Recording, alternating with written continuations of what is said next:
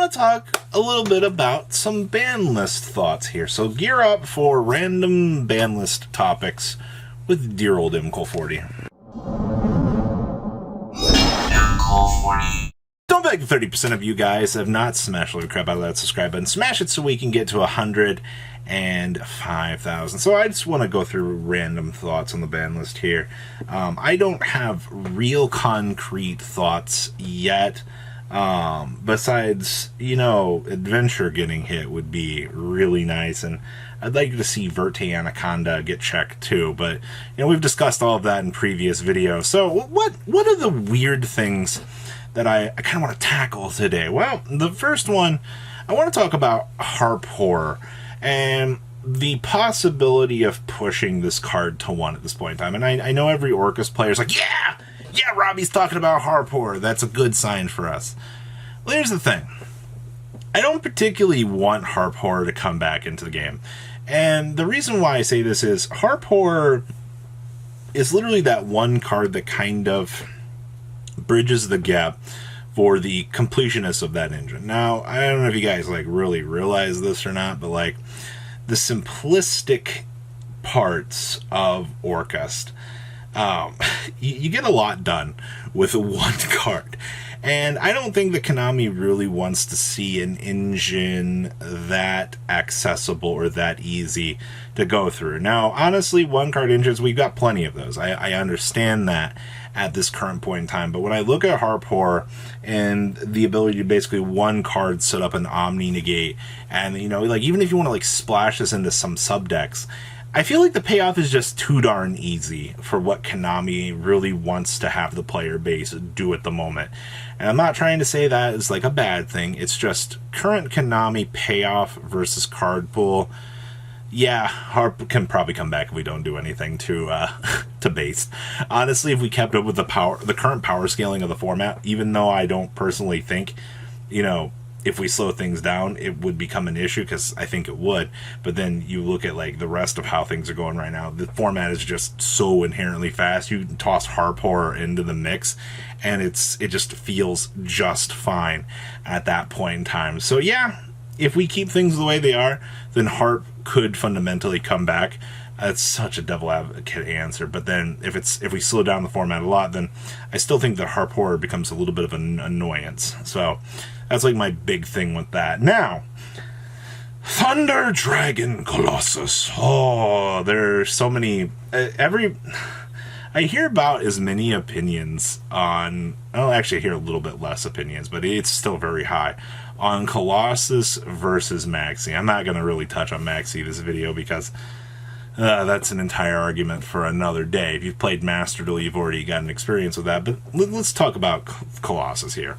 So, Colossus, at the bare minimum, is a Floodgate monster. A Floodgate monster that every deck can actually have access to through, say, you guessed it, ladies and gentlemen, playing Nemesis Corridor. Well, I've already heard the argument, well, you can bring back Colossus, right? You just ban Nemesis Corridor and call it a day. I don't think that's the approach that Konami really wants to handle with this. I think that Konami has looked at what would be the splashability of Thunder Dragon Colossus. Now, that's the thing that kind of made Colossus the big bad guy in the room, was the fact that he was a Floodgate monster that was a massive annoyance and turned off searchability, that you snapped your fingers with 2% effort in his deck, and you were good to go. And then you had Pendulum out here. Yes, I got to point the finger at Pendulum for this one. We'll just discard a Cyber Dragon, Pendulum summon out 2 Thunder Dragons, and be like, I met the conditions, here's double Colossus, and then your opponent's just staring at you going, what? It did not come up all that much that happened, but funny enough, it actually happened.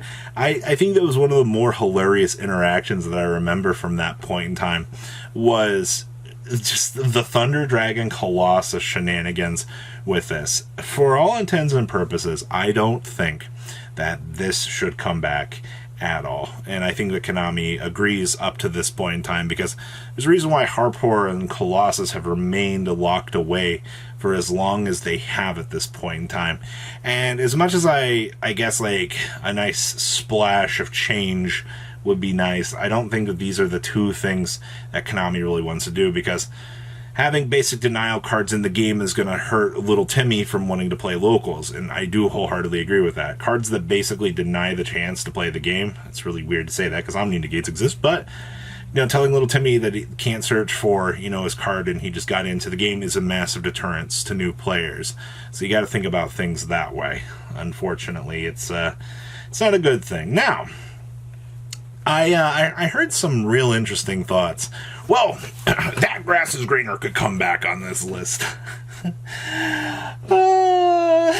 Everybody's trying to play 60 right now. Grass could come back.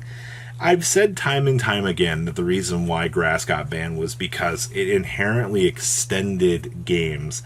Now, I don't know if you guys know this, but if Konami's paying judges and things, they don't want cards in a format that will inherently make games longer. Alright? Fundamentally, Grass is a hilarious card, but when you've got players fanning out their graveyards for turns, going, you're like, oh my god, I got so many options here.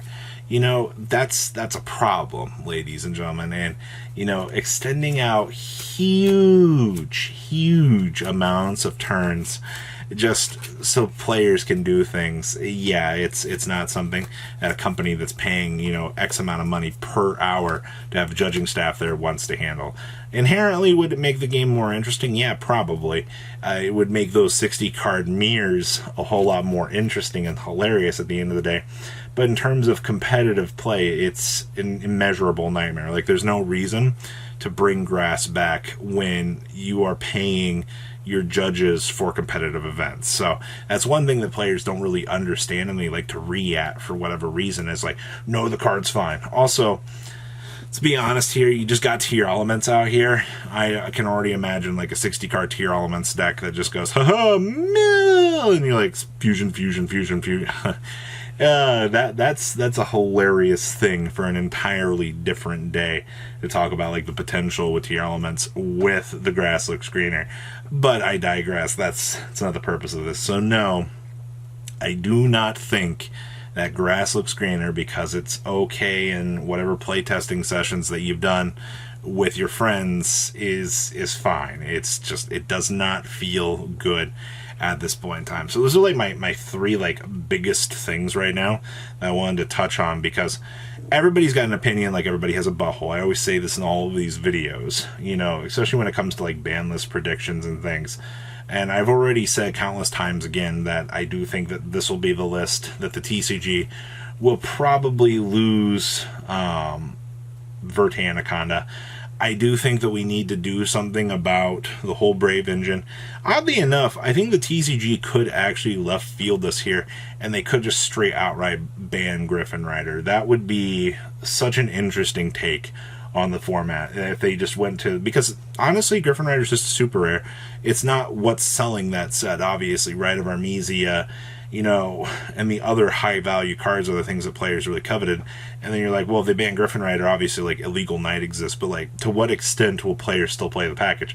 Heck, the engine's all limited to one essentially. In the OCG, they're playing one Dracoback, one Griffin Rider, one Wright, one Water Enchantress, and then what is it, the one Faithful? You got like a hot 5-card engine here, and it's still seeing play because those 5 cards are still some of the craziest interactions in the game. So now you got to ask yourself at this point, what can we really do?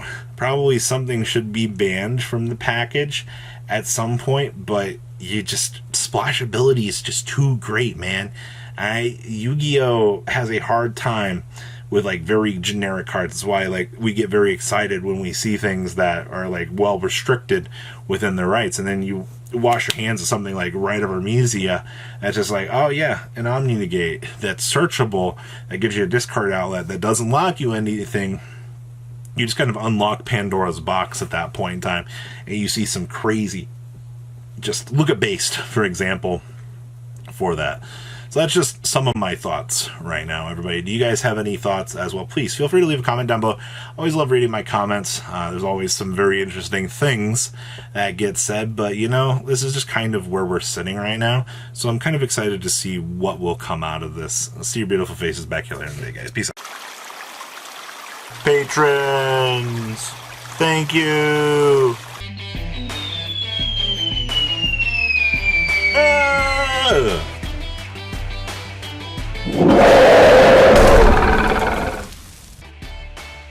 Thank you so much for watching. Check out these other videos.